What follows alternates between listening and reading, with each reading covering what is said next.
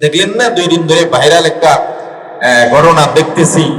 লিবিয়ার এক নাগরিক, যুবক নাগরিক, নাম আমের, পরিপূর্ণ হজের নিয়ত করে লিবিয়ার নাগরিক আমের এয়ারপোর্ট পর্যন্ত আসলো। এয়ারপোর্টে আসার পরে তার সহযাত্রী যারা ছিলেন প্রত্যেকের পাসপোর্ট ওকে দেখে ইমিগ্রেশন তাদেরকে ছেড়ে দিল। বিমানের টাইম হয়ে গেছে।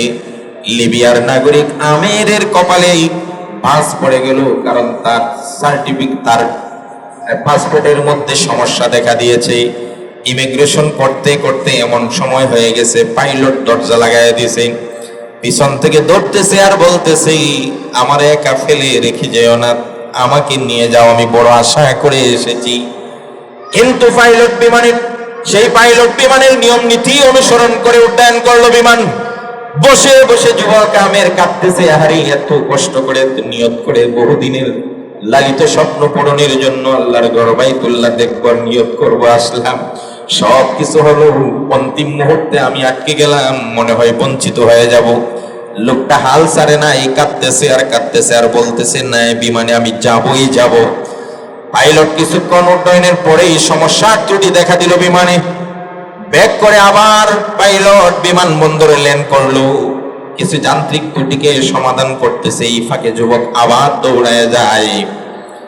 ও বিমানের লোকেরা, আমার ভাইয়েরা, আমাকে রেখে যেও না, আমাকে নিয়ে যাও, বড় আশার স্বপ্ন নিয়ে আল্লাহর ঘরে যাওয়ার জন্য এসেছি, দয়া করে আমাকে ফেলে যাবে না, আমাকে ফেলে যাবে না।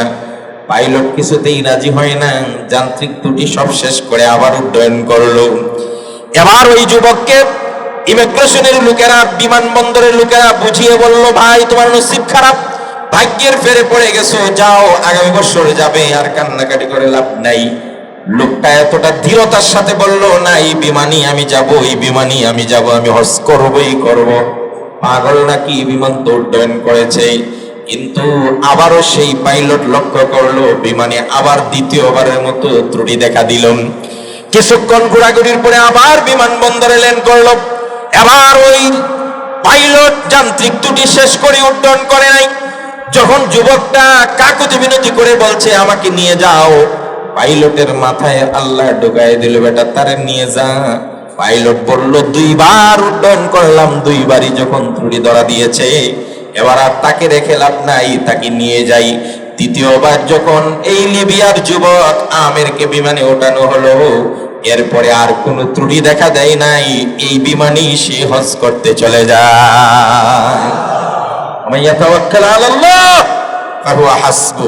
তাওয়াক্কুল করবেন কার উপরে? অসম্ভবকে সম্ভব করে দেওয়ার ক্ষমতা আছে কার?